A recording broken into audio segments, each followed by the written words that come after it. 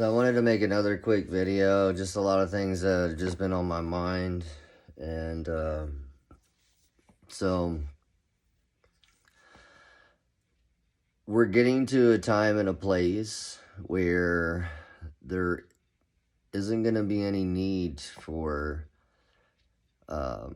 preachers or yogi teachers or people, basically different people that are showing you how to do things. The time is coming now where you really have to embody the self-empowerment within yourself. Because,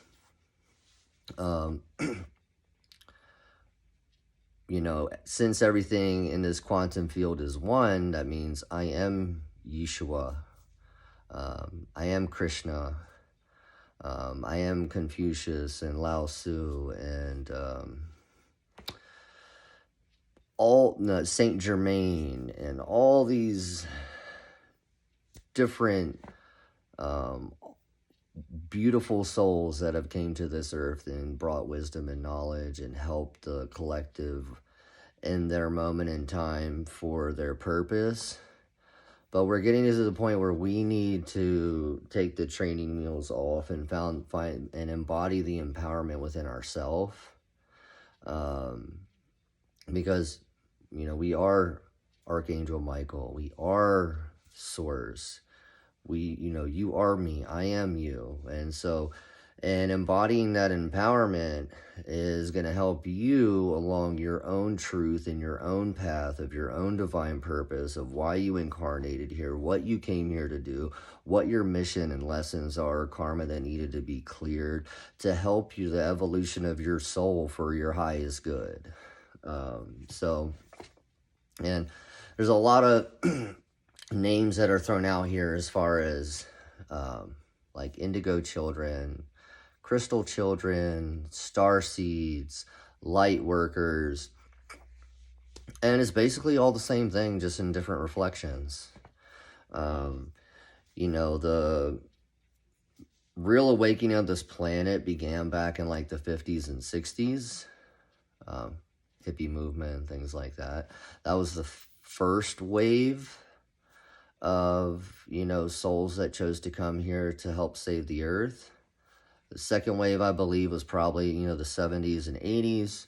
And depending on what sources you look at, that's typically when the indigo children started coming in.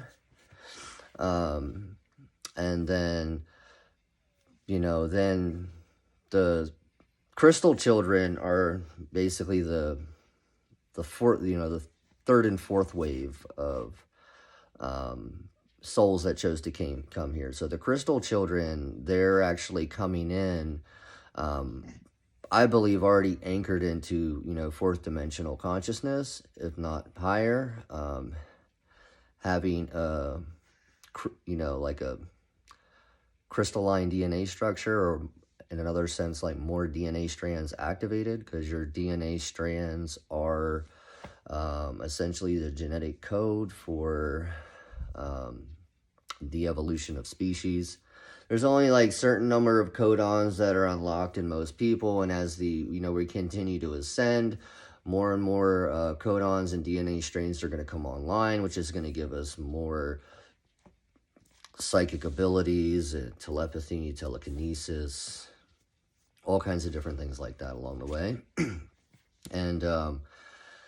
And if you've ever felt that you don't fit in this earth, like it doesn't feel like home, or, you feel like you need to crack the matrix, like you're like, conspiracy or whatever, or you feel an unguided, purpose to seek for truth and understanding of self-development, or anything along the awakened journey, more than likely you're in one of those categories of either indigo, crystal children, light workers, starseeds. But basically that's all the same thing. And basically what light workers are is just someone that's doing light work, spreading love and healing to the earth.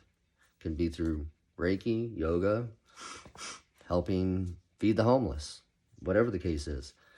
And then, star seeds are actually the ones that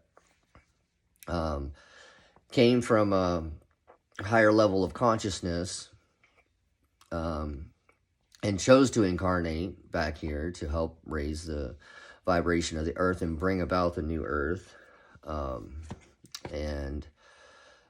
If you look into astrological cycles, as far as like the precession of the equinox, which is about 25,000 year cycle, we're entering the photon band, as well as entering the age of Aquarius, which is the age of awakening and the golden era. And I believe the age of Aquarius doesn't start until like March. And so that's why it seems like everything's falling apart now. But it's actually Mother Earth is just purging all that no longer serves her, as we are now purging no longer serves us. So you think about when you're sick, you throw up, sweat, whatever the case is, that's why all this darkness is being brought to light, is because it's being purged out, so to, a cleansing, so that we can literally bring heaven on earth, is what's going to happen. And so the main thing right now is to just embody that you are a multidimensional being. You have, you're made in God's likeness. Jesus said that, you will go to do farther and great things than I've done. And basically all those different prophecies and ancient teachings are coming to the light now. And so, it's still okay to, of course, if you want to invoke Archangel Michael or Saint Germain or whatever the case is, that's totally fine.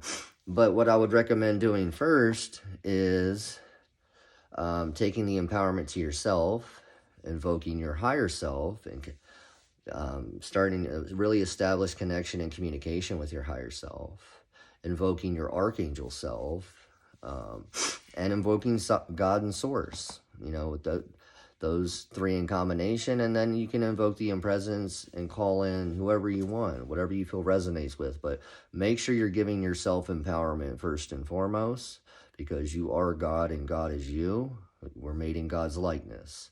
That's not like egotistical or anything like that. It's just the fact of the matter. Do your own research for yourself in quantum physics and see what science proves to you. And it's really, and in doing so, what you're really doing is embodying the I am consciousness, which is, I am divine love.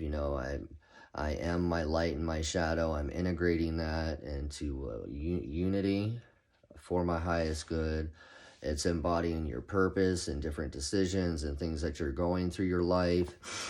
And I wanted to just bring this up. I'm a Reiki master, if people, if you weren't aware of that. So I've been doing energy healing for a number of years now.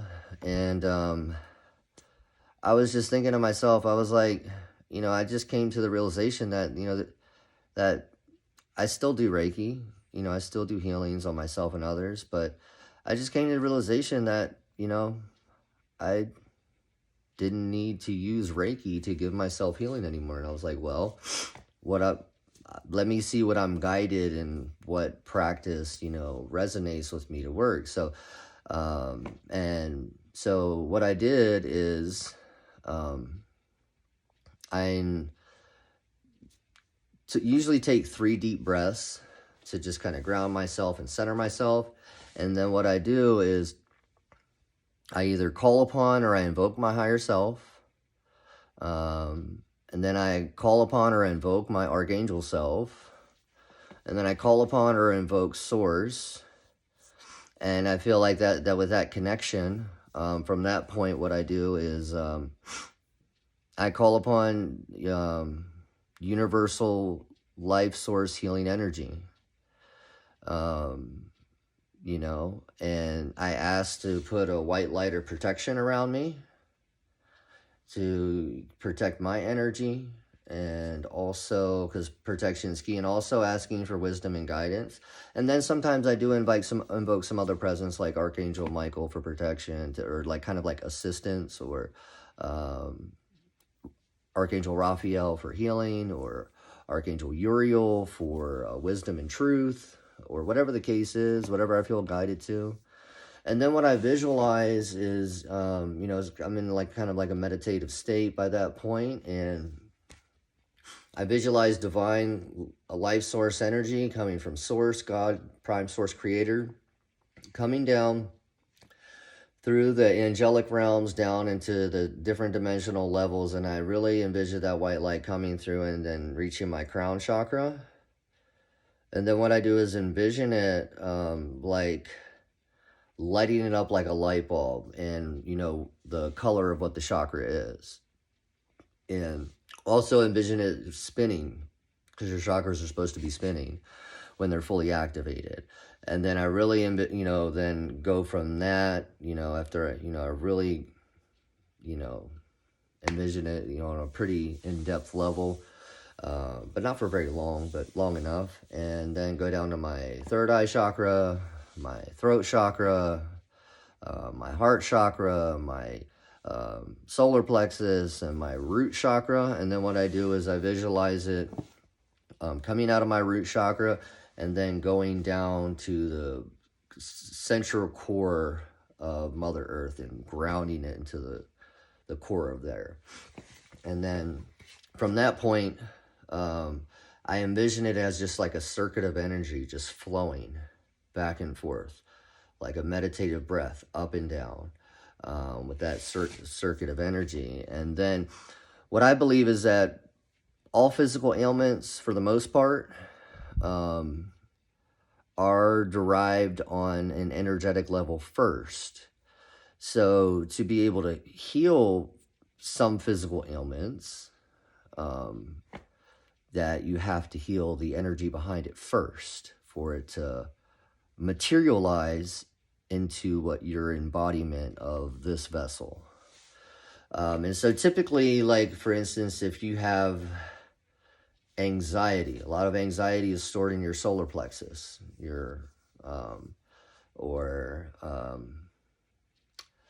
let's say maybe it's sexual trauma or something like that. Well, that'll be your sacral chakra.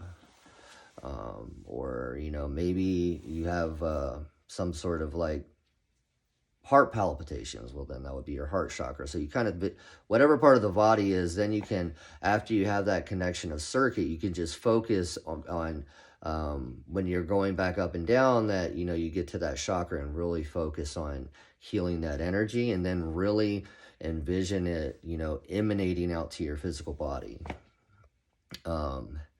But, the main thing about healing, or pretty much anything in life, is is the belief that, number one, it's possible, that it already exists in you, that it's not external of you and not something you're reaching for. And I off and on had these minor lesions kind of like on my, that would just come and go.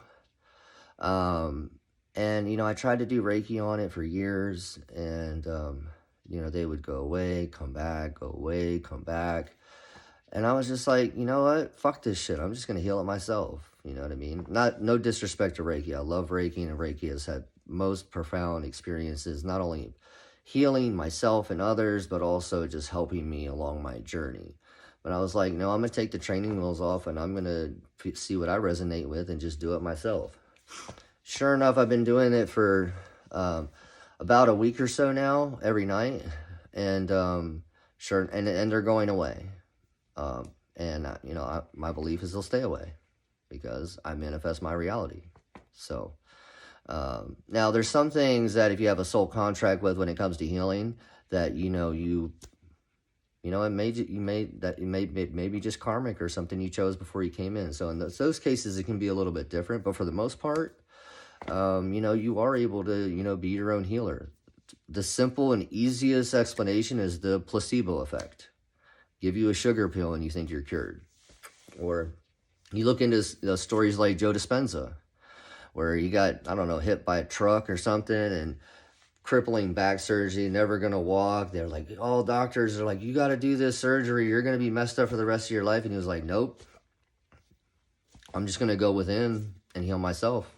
And I think he was walking and crazy. Like, they said he wasn't going to walk the rest of his life, and he was walking in like 12 weeks or something. And he has a profound testimony, and there's a number of other people out there that have done the same thing. And and my method that I'm doing may not resonate with you. I would invite you to just find your own truth in yourself about what you resonate with, and then delve into that and see where it takes you. Go bouncing down the rabbit hole for a little bit. It can be fun.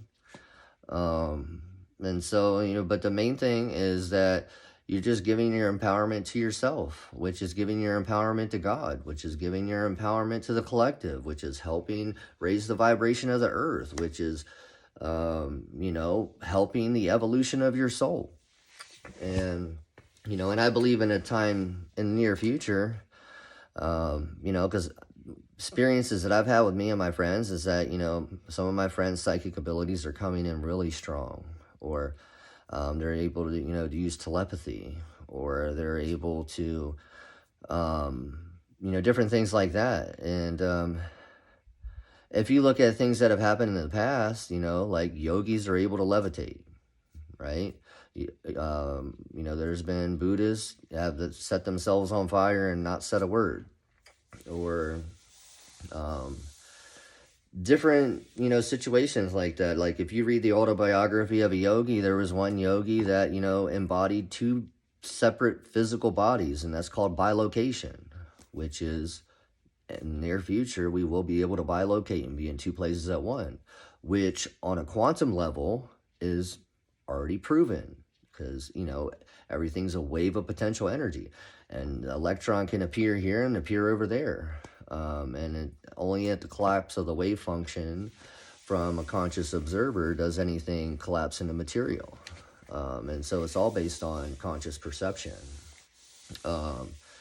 Actually, there's been super psychic children that they've suppressed this information for a long time, that have been popping up all over the earth for, I don't know, maybe even 20, 30 years or even farther. They actually founded schools a long time ago in like Mexico and Russia and China, where these super psychic children would go to hone their talents, and they would be able to be completely blindfolded, put their finger on a book and know every word in it, or be able to look at a picture blindfolded and be able to tell you who's in the picture, what shirt they were wearing, and then also be able to be like, so the photographer, he had a fedora on, and it's in a 3-bedroom house, and if you go down the hall and open the master bedroom to the left, there's a Bible on the nightstand, and you need to do your laundry. Just crazy stuff like that. And then even able to walk through walls. And but on a quantum level, it's already possible. So anything in the microcosm is also possible in the macrocosm. It's just attuning yourself to that frequency to be able to start accessing these different aspects of yourself that already exist. And so I actually had the chance to meet a super psychic lady. She was a yogi from India. She flew over here, and in Hinduism, they don't call them, of course, super psychic. I think she was like a Dakini, if I remember correctly. And basically, she was blindfolded, like basically covering her whole face. And everybody was going up and handing her pictures or credit cards or whatever, and she was doing the same thing I was saying, being able to read the numbers, telling you who was in the picture. And I went up with this little, like, cardboard fake debit card, but it was like almost, if you felt it, it kind of felt like a real one. But she was able to read everything on it. And another experience I had was I was at a third eye activation, and there was this guy I'd never met there, and it was his third eye mind reading. and we were doing it, and I was a little bit shook. So, you know, my doubt and fear kind of prevented me from having that experience. But the guy, he was sitting there after it, and all we did was just stare at each other for 5 minutes, and he's just writing stuff down. And then at the end of it, he's like, he reads it to me. He's like, yeah, I saw something about a spinny ride and something about, you know, it was messed up with your tickets. 3 days before that, I had gone to the Arizona State Fair with my friends and her daughters. And first ride we won is the one that spins you around. I just bought the tickets. We had went up to the ticket stand and, you know, to like check into the ride, and they were like, your card or tickets aren't valid. So I had to like go back and like, you know, fix it. But so that was crazy. And then I've also, you know, been able to see like when at that same event, people were able to like move like coconuts with their third eye just by focusing on it through an activation. And there's like stories about yogic flying, where yogis back in the day, they'd be flying around in the lotus position, which is crazy. You know what I mean? And so if you search, these things have been happening all over the place. Like these like superhuman powers they've been here for thousands of years, you know. But, you know, only the few that have attained, you know, the enlightened state of consciousness were able to do so. Like Paramahansa Yogananda, who brought yoga to the Western world, you know. They hooked him up to some machines, and he was able to meditate and lower his breathing down so low to the point where they thought he was dead. And then, but, you know, then he'd come back to it, I'm still alive, you know.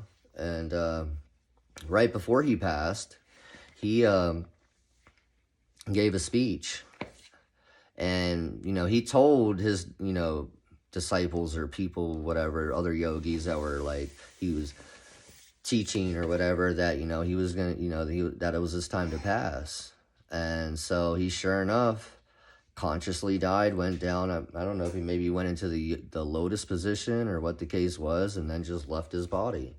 But the thing is when you get to a level where you understand prana and you can recognize it, the prana is energy. So what Paramahansa Yogananda did was recognize that the prana was leaving his physical body. That's how he knew that it was his purpose in this life was complete, and it was time for him to move on. And so, you know, since everything is based off astrological cycles, like astrological law, you know, when the age of Aquarius happens in March or whenever it is when, you know, everything's going to start changing. Because as long as we're in the age of Pisces, you know, that was, you know, why evil has run rampant throughout the earth. But, you know, once the age of Aquarius happens, it's over, and we're going to be ascending. We're already in the process of ascending. The fifth dimensional earth is already here. We're just anchoring that light in and creating that quantum wave of collective light, connecting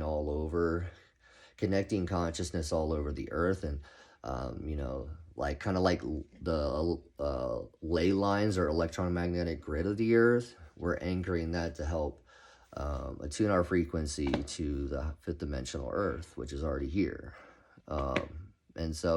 And you know, eventually I believe that, you know, we're going to be like Marvel. You know, there's going to be people that are flying. There's going to be people that are able to, you know, bilocate and be in two different places at once. There's going to be people that are able to teleport. There's going to be people that are able to control the elements. There's people that are going to be able to, you know, do all kinds of things, you know, electricity or different things like that. So the point is that to start embodying the power that you are a multidimensional being that chose to come here for the ascension, like, and to experience this wonderful experience that only comes around on Earth, every 25,000 or something years when we go through the photon band of light. And how amazing is that this time of Earth. I mean, don't get me wrong, you call it the dark night of the soul. There's a lot of, things that are going on right now with people with loss or death or trauma or whatever the case is. But you have to evolve from those lessons to reach your next level of evolution. Like, each level of life is going to take a different version of you, and it's up to us to be able to embody that, to live for our highest good. If you live your life like everything is for your highest good, it'll completely change your life. Even if it's the most messed up situation in the world, unfortunately, it's still for your highest good of what you probably chose here to come to, you chose to come to deal with, and is to help with the evolution of your soul.